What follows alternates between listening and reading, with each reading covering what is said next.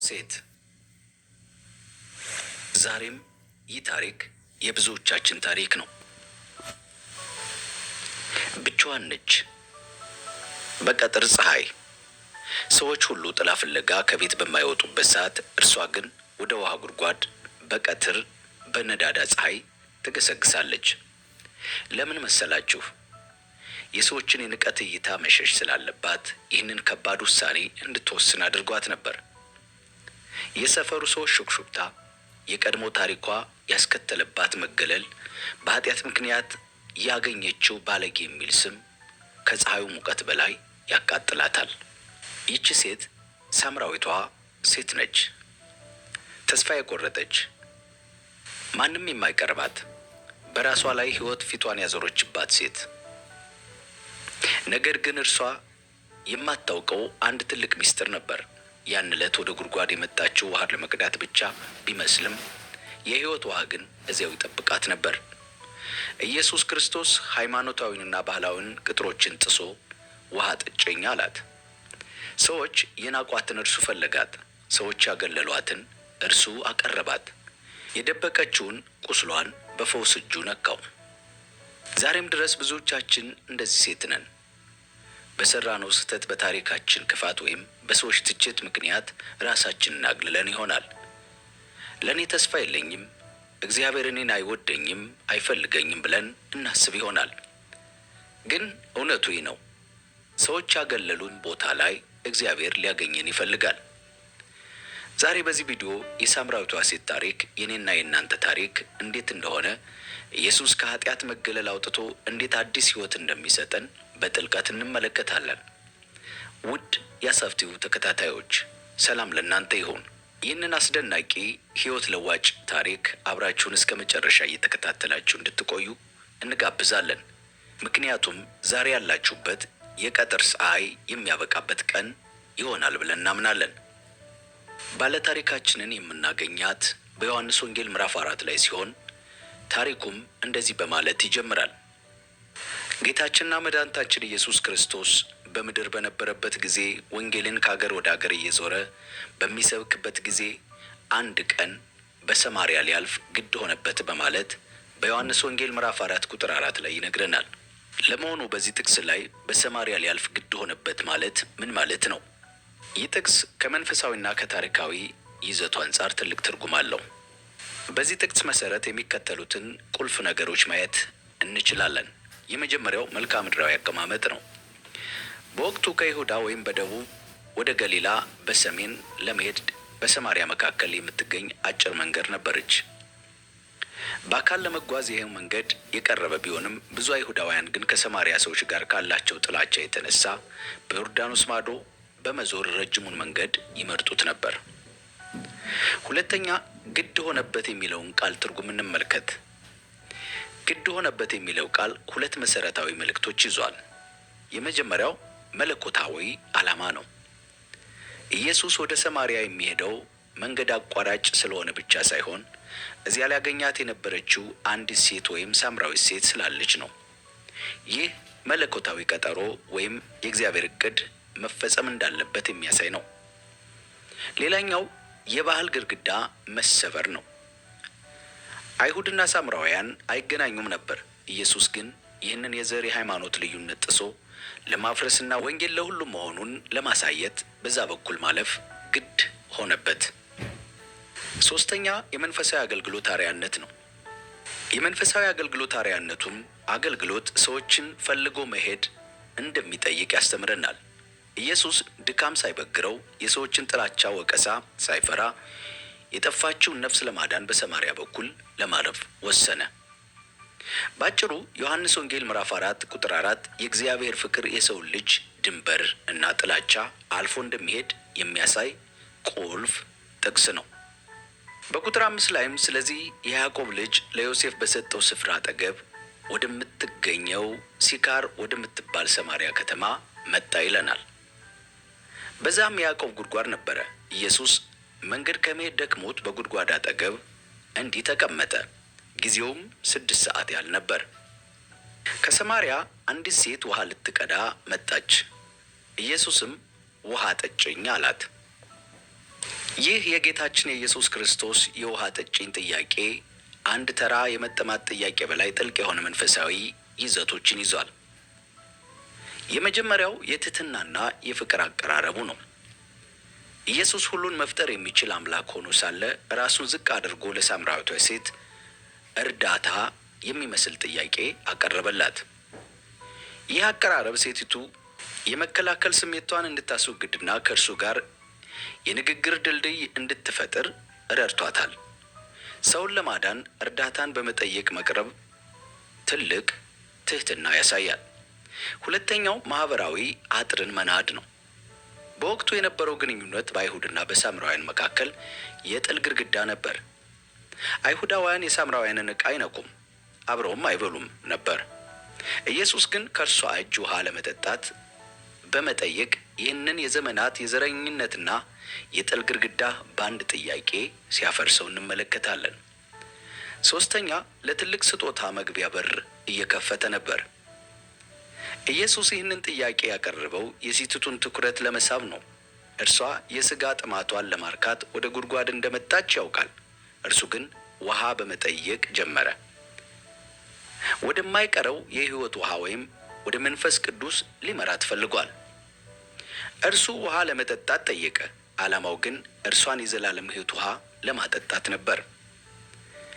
አራተኛ እውነተኛ ሰብአዊነት ነው። ኢየሱስ ፍጹም ሰው እንደመሆኑ መጠን በዛ በቀጠር ፀሐይ በእርግጥም ደክሞትና ጠምቶትም ነበር።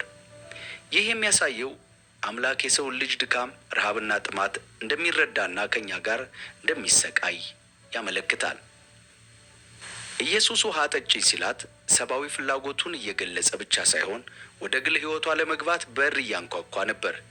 ይህ ጥያቄ እኔ አንቺን ለማናገር ዝግጁ ነኝ፣ አንቺስ ዝግጁ ነሽ የሚል ጥሪ አዝሏል። ደቀ መዛሙርቱ ምግብ ሊገዙ ወደ ከተማ ሄደው ነበርና ስለዚህ ሳምራዊቱ አንተ የአይሁድ ሰው ስትሆን ሳምራዊ ሴት ከመሆን ከኔ መጠጥ እንዴት ትለምናለህ? አለችው።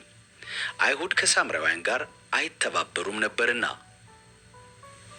ኢየሱስም መልሶ የእግዚአብሔርን ስጦታና ውሃ ጠጭኝ የሚልሽ ማን መሆኑን ብታውቂ አንቺ ትለምኚው ነበር፣ የሕይወት ውሃ ይሰጥሽ ነበር አላት። በዚህ ቁጥር ላይ ኢየሱስ ለሳምራዊቷ ሴት የሰጠው መልስ ትልቅ የሆነ መንፈሳዊ ትርጉም አለው። የዚህ ጥቅስ ዋና ዋና ነጥቦች በሚከተለው መልኩ እስኪ እንመልከታቸው። የመጀመሪያው የእግዚአብሔር ስጦታ የሚል ነው። እዚህ ጋር ስጦታ የተባለው ራሱ ኢየሱስ ክርስቶስ ወይም በእርሱ በኩል የሚገኘው የዘላለም ሕይወት ነው። መዳን በሰው ጥረት ሳይሆን ከእግዚአብሔር የሚሰጥ ነፃ ጸጋ መሆኑን ያመለክታል። ሁለተኛ የሚልሽ ማን መሆኑን ብታውቂስ የሚለው ቃል ነው። ሳምራዊቷ ሴት በፊቷ የቆመው ተራ የአይሁድ ሰው መስሏት ነበር። ኢየሱስ ግን ማንነቱን ቢገልጥላት ኖሮ እርሷ ከመለመን ይልቅ እርሱን ትለምነው እንደነበር በግልጽ ክብሩንና መለኮታዊ ማንነቱን ይጠቁማታል። ይህ የሚያሳየው የሰውን መንፈሳዊ ጥም ለመቁረጥ መጀመሪያ ክርስቶስ ማን እንደሆነ ማወቅ አስፈላጊ መሆኑን ያስተምረናል። ሶስተኛ የሕይወት ውሃ የሚለው ሐሳብ ነው። የሕይወት ውሃ ወይም ደግሞ በእንግሊዝኛው ሊቪንግ ዋተር የሚለው ቃል በወቅቱ ለነበረው ሰው የሚንቀሳቀስ ወይም የሚፈልቅ የምንጭ ውሃ ያመለክታል። መንፈሳዊ ትርጉሙ ግን የሚያመለክተው ስለ መንፈስ ቅዱስ ነው። በሰው ልብ ውስጥ የሚሞላውንና የማይነጥፈውን መለኮታዊ እርካታን ያሳያል። ሌላኛው የማይጠፋ እርካታን ነው። የዚህ ዓለም ውሃ ወይም ቁሳዊ ነገር ደጋግመን ያስጠማናል። ኢየሱስ የሚሰጠው ውሃ ግን የሰውን ጥም፣ ነፍስ ጥም ለዘላለም ያረካል። አራተኛ የታሪኩ ፍሬ ነገር እንመልከት። ኢየሱስ ውይይቱን የጀመረው በስጋዊ ጥም ወይም ውሃ ጠጪ በማለት ቢሆንም ንግግሩን ግን ወደ ነፍስ ጥም ቀይሮታል። ሴቲቱ የፈለገችው ከጉድጓዱ የሚቀዳ ውሃ ሲሆን ኢየሱስ ግን ሊሰጣት የፈለገው በውስጧ የሚፈልቅና ወደ ዘላለም ሕይወት የሚመራ የጸጋ ምንጭ ነበር። ባጭሩ ይህ ጥቅስ እግዚአብሔር ለሰው ልጆች ያዘጋጀውን ታላቅ ስጦታ ወይም ኢየሱስን እና በእርሱ በኩል የሚገኘውን እውነተኛ የልብ እርካታ የሚያበስር ነው። በቁጥር 11 ላይ ሴቲቱ ጌታ ሆይ መቅጃ የለህም፣ ጉድጓዱም ጥልቅ ነው፣ እንግዲህ የሕይወት ውሃ ከወዴት ታገኛለህ ብላ ጠየቀችው። የሴቲቱ ይህ ጥያቄ የሚያስተምረን ነገር አንደኛ የሰው ልጅ ውስን እይታን ነው። ሴቲቱ ኢየሱስን ስለ ሕይወቷ ሲናገር የሰማችው በሥጋዊ አእምሯ ነበር። ለእርሷ ውሃ ለማግኘት የግድ መቅጃ ወይም ባልዲና ጥልቅ ጉድጓድ ያስፈልጋሉ። እኛ ብዙ ጊዜ እግዚአብሔር ስለ መንፈሳዊ በረከት ሲናገረን እኛ በቁሳዊ መመዘኛዎች ብቻ እንዴት ሊሆን ይችላል፣ መሳሪያ የለም፣ መንገዱ ሩቅ ነው ብለን የምንጨነቅበትን ሁኔታ ያሳያል። ሁለተኛ መቅጃ የለህም የሚለው ሐሳብ ነው። ይህ አባባል የሴቲቱን ግራ መጋባት ያሳያል። ኢየሱስ እንደ ተራ መንገደኛ ስላየችው ምንም እንኳ ትልቅ ተስፋ ቢሰጣትም በተግባር ግን ሊያደርግ የሚችል አይመስላትም ነበር። ይህ የሚያስተምረን የእግዚአብሔር ሥራ በሰው መሳሪያ ወይም ጥረት ላይ እንደማይደገፍ ነው። ሦስተኛ ጉድጓዱ ጥልቅ ነው የሚለው ሐሳብ ነው። ያዕቆብ ጉድጓድ በወቅቱ በጣም ጥልቅ እንደነበር ይታወቃል። ሴቲቱ ይህንን ጥልቅ ጉድጓድ ያለ መቅጃ እንዴት ልትደርስበት ትችላለህ ስትል መጠየቋ እግዚአብሔር የሚያደርገውን ታምር በሰውኛ አመክንዮ ለመረዳት መሞከሯን ያሳያል።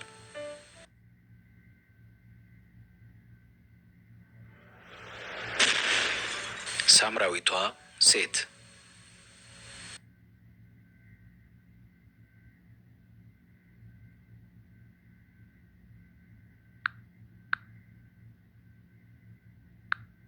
ራሱም ልጆቹም ከብቶቹም ከዚህ ጠጥተዋል አለች። ሳምራዊቷ ሴት ያቀረበችው ጥያቄ ለኢየሱስ ማንነት የሰጠችውን ግምትና የያዕቆብን ታሪክ ለሳምራውያን ያለውን ትርጉም በግልጽ ያሳያል። በእውኑ አንተ ይህንን ጉድጓድ ከሰጠን ከአባታችን ከያዕቆብ ትበልጣለህን? እርሱ ራሱ ልጆቹም ከብቶቹም ከዚህ ጠጥተዋል። የዚህን ጥቅስ ዋና ዋና ሐሳቦች እስኪ እንመልከት። የመጀመሪያ ከአባታችን ከያዕቆብ ትበልጣለህን የሚለው ነው። ሴቲቱ ለኢየሱስ ያቀረበችው ይህ ጥያቄ በወቅቱ ትልቅ ትርጉም ነበረው። ያዕቆብ ወይም እስራኤል በብሉይ ኪዳን ውስጥ ትልቅ ስም ያለውና ለሕዝቡ መሠረት የሆነ አባት ነው። እርሷ ከዚህ ከታላቅ አባት የሚበልጥ ምንም ነገር ልታደርግ ትችላለህ በማለት በጥርጣሬና በመገረም ጠየቀችው። እርሷም ከዚህ ከታላቁ አባታችን የሚበልጥ ምን ልታደርግ ትችላለህ በማለት በጥርጣሬ በመገረም ጠየቀች።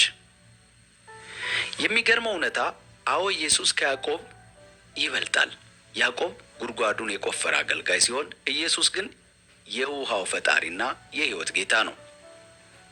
ሁለተኛ የሳምራውያን ማንነትና ኩራት እንመልከት። ሳምራውያን ራሳቸው ከያዕቆብ ዘር ጋር በማያያዝ ትልቅ ኩራት ነበራቸው። አባታችን ያዕቆብ በማለቷ ራሷንና ሕዝቧን የዚህ ታሪክ ተካፋይ መሆናቸውን እየገለጸች ነበር። ይህ ጉድጓድ ለብዙ ዘመናት ማለትም ከያዕቆብ ዘመን ጀምሮ ሰውንና እንስሳትን ሲያረካ የኖረ መሆኑን ከዚህ የተሻለ ነገር ሊኖር እንደማይችል በትክክል እያስረዳቸውም ነበር። ሦስተኛ በዚህ ክፍል ላይ ሥጋዊ እርካታና መንፈሳዊ እርካታን እንመልከት። እርሱ ራሱ ልጆቹም ከብቶቹም ከዚህ ጠጥተዋል ስትል የጉድጓዱን ጠቃሚነት ትገልጻለች። ነገር ግን ያዕቆብም ሆነ ከብቶቹ ከዚያ በኋላ ጠጥተው እንደገና ተጠምተዋል። ሴቲቱ ትኩረቷ ለጊዜው ጥምን በሚያረከው ቁሳዊ ውሃ ላይ ሲሆን ኢየሱስ ግን ዘላቂ ወደ ሆነው መንፈሳዊ እርካታ ሊመራት እየሞከረ ነው። አራተኛ የታሪኩ እድገትን እንመልከት። ማለትም በኢየሱስና በእሷ መካከል ያለው ንግግር ታሪኩ እየሰፋና እያደገ መጣ። ይህ ጥቅስ በታሪኩ ውስጥ የሽግግር ነጥብ ነው።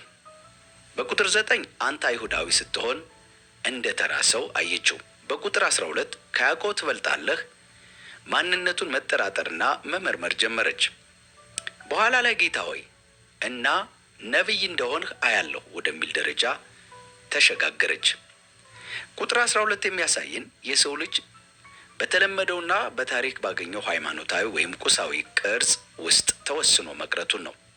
ሴቲቱ ያዕቆብን እንደ መጨረሻው ታላቅ ሰው ብታስብም በፊቷ የቆመው ግን ያዕቆብ ራሱ የእግዚአብሔር መልአክ ሲወጡና ሲወርዱበት ያየው በዘፍጥረት ምዕራፍ 28 ቁጥር 12 የሰማይ ደጅ የሆነው ክርስቶስ መሆኑን ገና አልተረዳችም ነበር።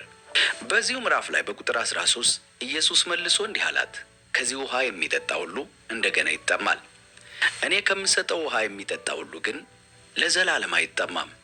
እኔ የምሰጠው ውሃ በእርሱ ውስጥ ለዘላለም ሕይወት የሚፈልቅ የውሃ ምንጭ ይሆናል እንጂ አላት። ይህ ጥቅስ ኢየሱስ ክርስቶስ በሰማርያ ለምትገኘው ሴት የሰጠው ትልቅ ተስፋ ነው። ከጥቅሱ ዋና ዋና ነጥቦች እንመልከት። አንደኛ፣ የሚያረካ ውሃ ወይም ዘላቂ እርካታ የሚለው ነው። በዕለት ተዕለት ሕይወት የምንጠጣው ውሃ ለጊዜው ጥማታችንን ቢያረካም በኋላ ግን ደግመን እንጠማለን። ኢየሱስ ግን እዚህ ጋር የሚናገረው ስለ ሥጋዊ ጥማት ሳይሆን ስለ መንፈሳዊ እርካታ ነው። ዓለማዊ ነገሮች ማለትም ሀብት፣ ዝና፣ ስልጣን የማይሞሉትን የሰው ልጅ የውስጥ ባዶነት እርሱ ብቻ ሊሞላው እንደሚችል ያሳየናል። ሁለተኛ፣ በእርሱ ውስጥ የሚፈልቅ ወይም ውስጣዊ ምንጭ ነው። ኢየሱስ የሚሰጠው ሕይወት ከውጭ የሚመጣ ተጽዕኖ ሳይሆን በአማኙ ልብ ውስጥ የሚቀመጥ የማይነጥፍ ምንጭ ነው። ይህም መንፈስ ቅዱስንና በእርሱ የሚገኘውን ሰላም ያመለክታል። ምንጩ በውስጥ ስለሆነ ሁኔታዎች ቢቀያየሩም እንኳ አማኙ የውስጥ ሰላሙን፣ ደስታውን አያጣም። ሶስተኛ፣ ለዘላለም ሕይወት ወይም የዘላለም ተስፋ ነው። ይህ ውሃ የሚያደርሰው ወደ ዘላለም ሕይወት ነው። በምድር ላይ የሚጀምርና በሰማያዊው መንግሥት የሚቀጥል ከእግዚአብሔር ጋር ያለን ቀጣይነት ያለውን ግንኙነት መግለጫ ነው። በቁጥር 15 ሴቲቱ ጌታ ሆይ እንዳልጠማ ውሃ ልቀዳ ወደዚህ እንዳልመጣ ይህንን ውሃ ስጠኝ አለችው። የዚህን ጥቅስ እስቲ ቁልፍ ትንታኔዎች እንመልከት። አንደኛ የሴቲቱ የተሳሳተ ግንዛቤ ወይም ሥጋዊ እይታን እናያለን። በዚህ ክፍል ላይ ሴቲቱ ኢየሱስ ስለ ሕያው ውሃ ወይም መንፈሳዊ ሕይወት እየተናገረ መሆኑን ገና አልተረዳችም ነበር። እርሷ ያሰበችው ቃል በቃል አካላዊ ድካምን የሚቀንስ ውሃ ነበር። እንዳልቀዳ ወደዚህ እንዳልመጣ ማለቷ በየቀኑ ጉድጓድ ድረስ እየመጡ ውሃ መቅዳት ያለውን ድካምና የፀሐይ ቃጠሎ ለማስቀረት ካላት ፍላጎት የመነጨም እንደሆነ እንረዳለን። ሌላኛውና ሁለተኛው የሰው ልጅ ፍላጎትና የክርስቶስ ስጦታ እናያለን። ይህ ጥቅስ የሰውን ልጅ ተፈጥሮ ያሳያል። ብዙ ጊዜ እግዚአብሔርን ስንጠይቅ የምናተኩረው በዕለት ተዕለት ችግሮቻችን ማለትም ድካም፣ ድህነት፣ ሥጋዊ ምቾት ላይ ነው። ኢየሱስ ግን ከችግሮቻችን መፍትሄ በላይ የነፍስ ድነት ሊፈውስ እንደሚፈልግ ይህ ጥቅስ ያስተምረናል። ሶስተኛ፣ የውይይቱ መቀየሪያ ነጥብ ነው። ይህች ሴት ስጠኝ ማለቷ ትልቅ እርምጃ ነው። ምንም እንኳ ጥያቄዋ በሥጋዊ ፍላጎት ላይ የተመሰረተ ቢሆንም ወደ ኢየሱስ መቅረቧና በረከቱን መፈለጓ ለሚቀጥለው ትልቅ መንፈሳዊ ለውጥ ወይም ለንስሐና ምስክርነት በር ከፋች ሆኗል። በቁጥር 16 ላይ ኢየሱስም ሂጂና ባልሽን ጠርተሽ ወደዚህ ነይ አላት። ይህ ጥቅስ በታሪኩ ውስጥ ትልቅ የመቀየሪያ ነጥብ ያለበት ክፍል ነው። ምክንያቱም በዚህ ጥቅስ ውስጥ አንደኛ ወደ እውነት የተጋበዘችበት ክፍል ነው። እስከዚህ ጥቅስ ድረስ ውይይቱ በውሃና በጥማት ዙሪያ ነበር። በዚህ ጥቅስ ላይ ግን ኢየሱስ ንግግሩን ወደ ሴቲቱ የግል ሕይወትና ወደ ውስጣዊ ማንነቷ መለሰው። ባልሽን ጥሪ። ይህንን ማለቱ ሴቲቱ ስለ ራሷ እውነትን እንድትጋፈጥ ለማድረግ የተጠቀመበት ዘዴ ነው። ሁለተኛው ንስሐ ከመፈወሱ በፊት ቁስሉን መግለጥ ነበረበት። ኢየሱስ የሕይወት ውሃ ወይም ደህንነት ከመስጠቱ በፊት የሴቲቱን የሕይወት ስብራትና ጥማት ምን እንደሆነ ሊያሳያት ፈለገ። እውነተኛ መንፈሳዊ እርካታ የሚገኘው የራሱን ድካምና ኃጢአት አምኖ በመቀበል ወይም በንስሐ በኩል እንደሆነ ያስተምረናል። ሶስተኛ፣ ሁሉን አዋቂነቱን እንመለከታለን። ኢየሱስ ይህንን ጥያቄ የጠየቀው እውነቱን ሳያውቅ ቀርቶ አይደለም። ይልቁንም እርሱ ሁሉን የሚያውቅ አምላክ መሆኑንና የእርሷን የሕይወት ታሪክ በሙሉ እንደሚረዳ ለማሳየት ነው። ይህ ድርጊት ሴቲቱ በኋላ ላይ ያደረግኩትን ሁሉ የነገረኝን ሰው ኑናዩ ብላ እንድትመሰክር ምክንያት ሆኗታል። በቁጥር 17 ላይ ሴቲቱን መልሳ ባል የለኝም አለችው። ኢየሱስም አላት፣ ባል የለኝም በማለትሽ መልካም ተናገርሽ። አሁን ኢየሱስ ክርስቶስና ሳምራዊቷ ሴት በመካከላቸው ያለው ትልቅ ውይይት ወሳኝ ክፍል ላይ መድረሱን እንመለከታለን። ሴቲቱ መልሳ ባል የለኝም አለችው ይለናል። ለዚህ ጥቅስ የሚከተሉትን ዋና ዋና ትምህርቶች እስኪ እንመልከት። አንደኛ፣ የእውነትና የቅንነት አስፈላጊነትን ነው። ሴቲቱ ባል የለኝም ስትል የተናገረችው በከፊል እውነት ቢሆንም በወቅቱ በሕግ የታወቀ ባል አልነበራትም። ኢየሱስ ግን የሕይወቷን ሙሉ ታሪክ ያውቅ ነበር። እርሱም መልካም ተናገርሽ በማለት ያደነቃት መደበቅ የማትችለውን ነገር ሳታወሳስብ እውነቱን በመናገሯ ነው። ይህ የሚያሳየው ወደ እግዚአብሔር ለመቅረብ የመጀመሪያው እርምጃ ማንነትን ሳይደብቁ በእውነት መቅረብ መሆኑን እንማርበታለን። ሁለተኛ የኢየሱስ ክርስቶስ ሁሉን አዋቂነት ነው። ኢየሱስ ቀጥሎ ባለው በዚሁ ምዕራፍ በቁጥር 18 ላይ 5 ባሎች እንደነበሯትና አሁን አብሯት ያለው ባሏ እንዳልሆነ ይነግራታል። ይህ የሚያሳየው ኢየሱስ የሰው ልብ ምስጢርና ያለፈ ታሪክ ጠንቅቆ የሚያውቅ አምላክ መሆኑን ነው። እርሷ ገና ሳትነግረው ምስጢሯን ማወቁ እርሱ ተራ ሰው ሳይሆን ነቢይ ወይም መሲህ መሆኑን እንድትረዳ በር ከፍቶላታል። ሶስተኛው ጌታችን ኢየሱስ ክርስቶስ ከኩነኔ ይልቅ ለለውጥ ጋበዛት። ኢየሱስ የሴቲቱን ደካማ ጎን ወይም ውስብስብ የትዳር ሕይወት ያወጣው ሊያሳፍራት ወይም ሊፈርጃት ፈልጎ አይደለም። ይልቁንም ያለችበትን መንፈሳዊ ጥም ወይም እውነተኛ እርካታ ማጣት እንድትረዳ አደረጋት። ሌላኛው ከምድራዊ ውሃ ወይም ከጊዜያዊ መፍትሄ ይልቅ የሕይወት ውሃ ወደሚሰጠው ወደ እርሱ እንድትመለስ ለማድረግ ነበር። አራተኛ መንፈሳዊ ትርጉሙን እንመልከት። ይህ ውይይት ሃይማኖታዊ ከሆነ የሳምራውያንና የአይሁድ ክርክር ወጥቶ ወደ ግል ሕይወትና ወደ እውነተኛ አምልኮ እየተሸጋገረበት ያለ ነጥብ ነው። ሴቲቱ በነፍሷ ውስጥ ያለውን ባዶነት በሰዎች ፍቅር ለመሙላት ስትሞክር እንደነበርና ያ ግን እንዳረዳት ይጠቁማል። ባጭሩ ይህ ጥቅስ እግዚአብሔር እውነተኝነትን እንደሚወድ፣ ማንነታችንን ደብቀን ሳይሆን እንዳለን ሆነን እንድንቀርብ እንደሚፈልግና እርሱ ደግሞ ምስጢራችንን አውቆ ሊያክመን እንደሚችል ያስገነዝበናል። በቁጥር 18 ላይ 5 ባሎች ነበሩሽ፣ አሁን ካንቺ ጋር ያለው ባልሽ አይደለም፣ በዚህ እውነት ተናገርሽ አላት። ሴቲቱም ጌታ ሆይ አንተ ነቢይ እንደሆንህ አያለሁ አለች። አባቶቻችን በዚህ ተራራ ሰገዱ፣ እናንተም ሰው ሊሰግድበት የሚገባው ስፍራ በኢየሩሳሌም ነው ትላላችሁ አለችው። በዚህ ጥቅስ ላይ ሳምራዊቷ ለኢየሱስ ያቀረበችው ጥያቄ በወቅቱ በነበረው አይሁድና ሳምራውያን መካከል የነበረውን ትልቁን የሃይማኖት ውዝግብ የሚያሳይ ትልቅ ጥያቄ ነው። አባቶቻችን በዚህ ተራራ ሰገዱ፣ እናንተ ግን ሰው ሊሰግድበት የሚገባ ስፍራ በኢየሩሳሌም ነው ትላላችሁ የሚለው ጥቅስ።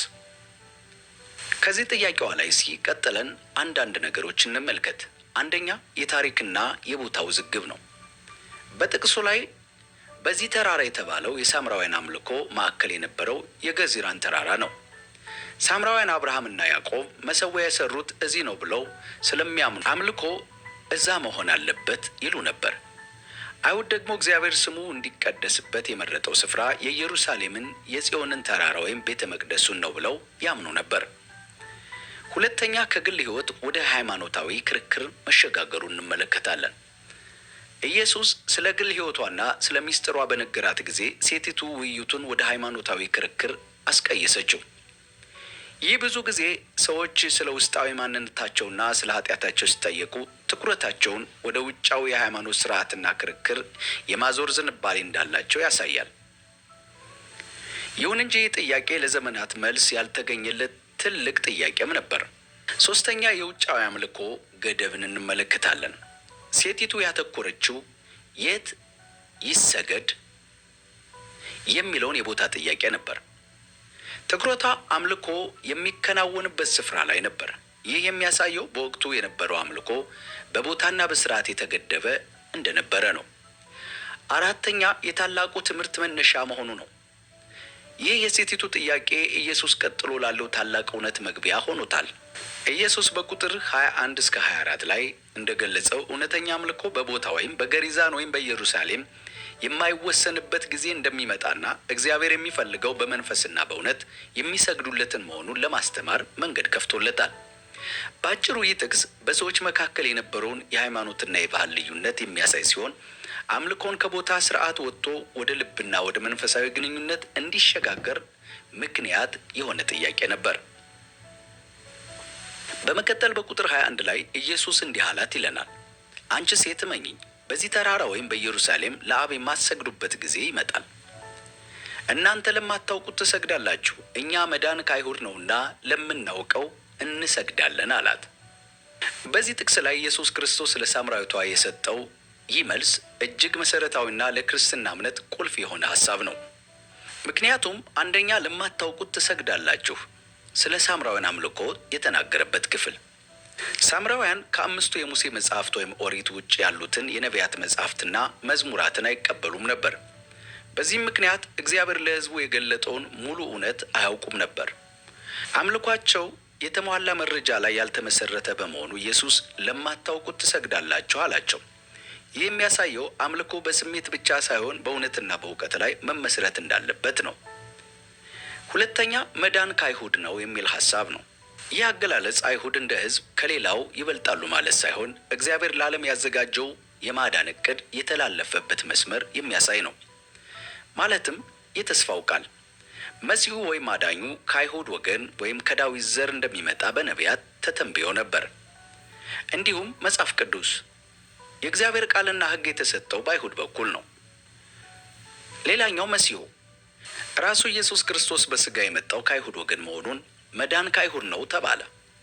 ሦስተኛ ለምናውቀው እንሰግዳለን የሚል ሐሳብ ነው። ኢየሱስ እኛ ሲል በእሱ ውስጥ ያሉትንና የእግዚአብሔርን እውነት የተረዱትን ወገኖች ማለቱ ነው። ኢየሱስ እግዚአብሔር በታሪክ ውስጥ ራሱን የገለጠበት መንገድ ወይም በነቢያትና በክህነት ሥርዓት ስለሚያውቁ አምልኳቸው በመረጃና በቃል ኪዳን ላይ የተመሰረተ መሆኑንም ያስተምራል።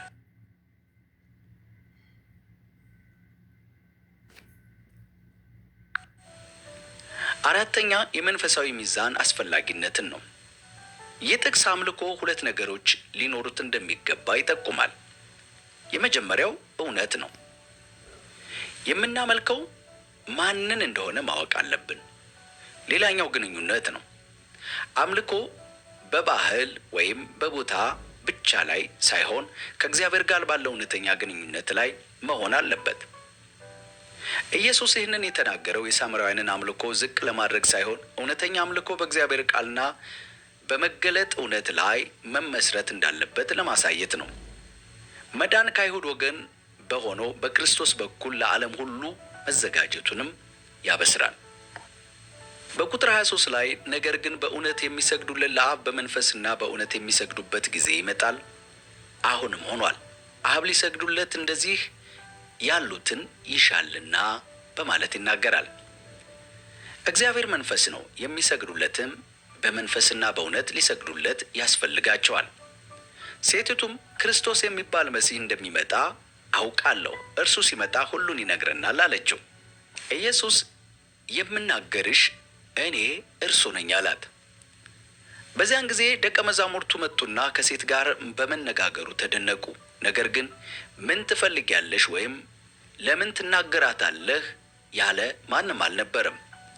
ሴቲቱም እንስራዋን ትታ ወደ ከተማ ሄደች። ለሰዎችም ያደረግሁትን ሁሉ የነገረኝን ሰው ኑና እዩ፣ እንጃ እርሱ ክርስቶስ ይሆንን አለች። ከከተማ መጥተውም ወደ እርሱ ይመጡ ነበር። ይህም ሲሆን ሳለ ደቀ መዛሙርቱ መምህር ሆይ ብላ ብለው ጠየቁት። እርሱ ግን አላቸው፣ እናንተ የማታውቁት የምበላው መብል ለእኔ አለኝ። ስለዚህ ደቀ መዛሙርቱ የሚበላው አንዳች ሰው አምጥቶለት ይሆንን ተባባሉ። ኢየሱስ እንዲህ አላቸው፣ የእኔስ መብል የላከኝን ፈቃድ አደርግ ዘንድ ሥራውንም እፈጽም ዘንድ ነው በማለት መለሰላቸው። ኢየሱስ ለደቀ መዛሙርቱ የሰጠው መልስ የእርሱን ምድራዊ አገልግሎትና ዓላማ አጭሩ ቃል የሚገልጽ ነበረ። ማለትም አንደኛ ከሥጋዊ ፍላጎት በላይ የሆነን ዓላማ። ደቀ መዛሙርቱ ለኢየሱስ የሚበላ ምግብ አምጥተውለት መምህር ሆይ ብላ ባሉት ጊዜ በቁጥር 31 ላይ እርሱ ግን ከሥጋዊ ምግብ በላይ የሚያረካው ሌላ ነገር እንዳለ ነገራቸው። ይህ የእግዚአብሔርን ፈቃድ መፈጸም ነው። መብል ለሰው ልጅ ሕልውናና ጥንካሬ አስፈላጊ እንደሆነ ሁሉ ለኢየሱስ የአባቱን ፈቃድ መፈጸም የሕይወቱና የውስጥ እርካታው እንደነበር ያስተምረናል። ሁለተኛ የላከኝ ፈቃድ አደርግ ዘንድ የሚለው ሐሳብ ነው። ኢየሱስ በራሱ ፈቃድ ሳይሆን በአብ ትእዛዝ እንደመጣና ትኩረቱም ሁሉን ያንን ትእዛዝ በመፈጸም ላይ እንደሆነ ያሳየናል። እግዚአብሔር አብ የላከው ዓላማ ደግሞ የጠፉትን መፈለግና ማዳን ነው። ይህም በዚህ ሰዓት ከሳምራዊቷ ሴት ጋር ባደረገው ውይይት ታይቷል። ሦስተኛ ስራውን እፈጽም ዘንድ የሚለው ሐሳብ ኢየሱስ ስራውን መጀመር ብቻ ሳይሆን መፈጸም ወይም መጨረስ ላይ ትልቅ ትኩረት ይሰጣል። የንግግሩ በመስቀል ላይ ሆኖ ተፈጸመ በማለት በዮሐንስ ወንጌል ምዕራፍ 19 ቁጥር 30 ላይ እስካለበት ጊዜ ድረስ ያለውን ታማኝነት ያሳያል። የመጀመሪያውን የማዳን ሥራ ሳያቋርጥ እስከ መጨረሻው እንደሚፈጽም ያረጋግጣል። አራተኛ አምሳያነት ነው። ይህ ጥቅስ ለእኛ ለክርስቲያኖች ትልቅ ትምህርት አለው። እርሱም እውነተኛ እርካታ የሚገኘው ምድራዊ ፍላጎትን በማሟላት ብቻ ሳይሆን እግዚአብሔር የሰጠንን ጥሪና ሥራ በመስራት መሆኑን ነው። እንዲሁም ሕይወታችንን በምግብና በቁሳቁስ ላይ ብቻ ሳይሆን በቃሉና በፈቃዱ ላይ መመስረት እንዳለብን ያስተምረናል። ለኢየሱስ ክርስቶስ ነፍሳትን ማዳን፣ የአባቱን ፈቃድ መፈጸም ከሥጋዊ ምግብ በላይ እርካታን የሚሰጠው የሕይወቱ መሠረት ነው።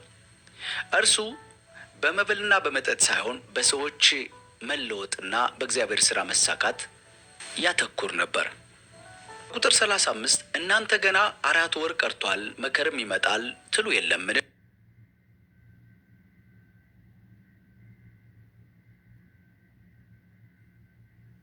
እነሆ እላችኋለሁ፣ ዓይናችሁን አንሱ፣ አዝመራውንም አሁን እንደነጣ እርሻውን ተመልከቱ። የሚያጭድ ደመወዝን ይቀበላል።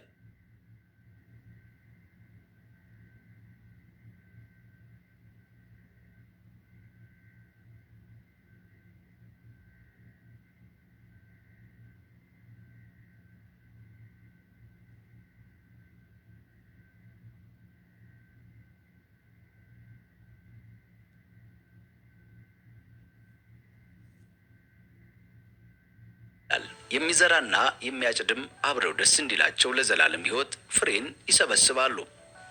አንዱ ይዘራል፣ አንዱ ያጭዳል የሚለው ቃል በዚህ እውነት ሆኗልና እኔም እናንተ ያልደከማችሁበትን ታጭዱ ዘንድ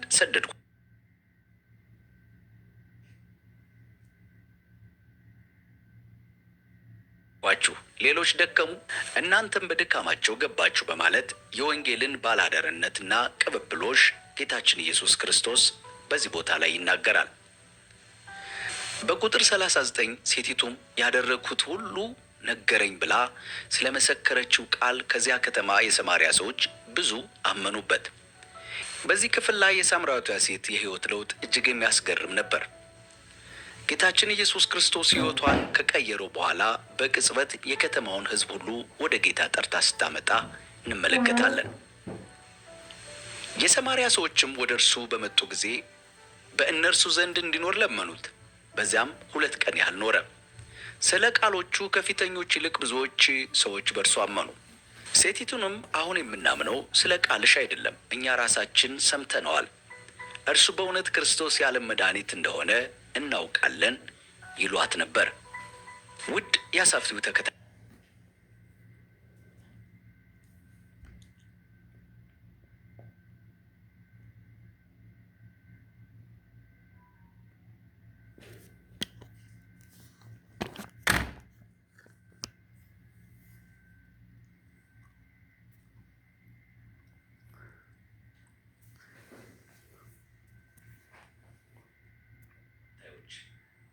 ከዛሬ ከሳምራዊቷ ሴት ታሪክ የምንማራቸውን አንዳንድ ሀሳቦች ቀጥል እንመልከት። አንደኛ፣ እውነተኛ ማንነትና የውስጥ ጥማትን ነው። ሳምራዊቷ ሴት ውሃ ለመቅዳት ወደ ጉድጓድ የመጣችው በቀትር በፀሐይ ነበር። ይህም ከሰዎች መገለሏና የነበረባትን የሕይወት ስብራት ያሳያል።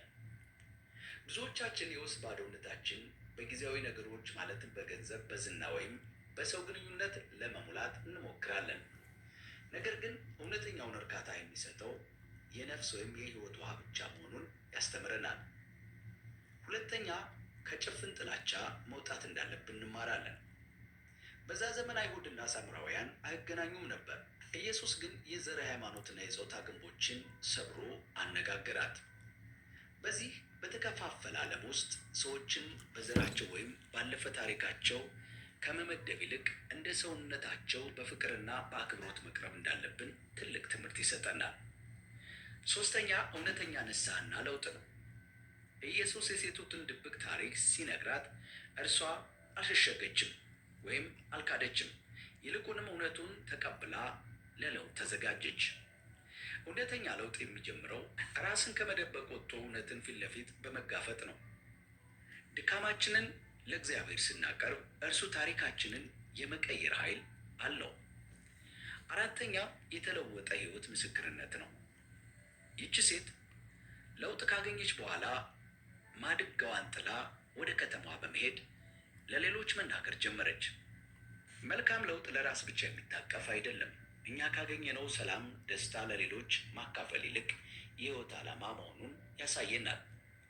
የሳምራዊቷ ሴት ታሪክ የማንኛችንም ታሪክ ሊሆን ይችላል። ሁላችንም በሕይወታችን የምንደብቀውን ባዶን ሥራ፣ የምንሸሸው የቀትር ፀሐይና የምንጠማው የነፍስ እርካታ አለን። ይህ ታሪክ የሚነግረን ትልቁ እውነት ግን ይሄ ነው። ያለፈ ታሪካችሁ የነገ ማንነታችሁን አይወስነውም። ውድቀታችሁ ለታላቅ ምስክርነት መነሻ ሊሆን ይችላል። ዛሬ ካላችሁበት ጥላቻ በአዲስ ተስፋና እውነት ለመኖር አትፍሩ። ምክንያቱም እውነተኛው ለውጥ የሚጀምረው በታሪካችን ስብራት ውስጥ አልፎ የሚመጣውን የሕይወት ውሃ ስንቀበል ብቻ ነው። በዛሬ የመጽሐፍ ቅዱስ ታሪካችን ማለትም ከሳምራዊቷ ሴት ሕይወት የተማራችሁትን በኮሜንት ላይ ያሳውቁን። ለምትወዷቸውም ይጠቅም ዘንድ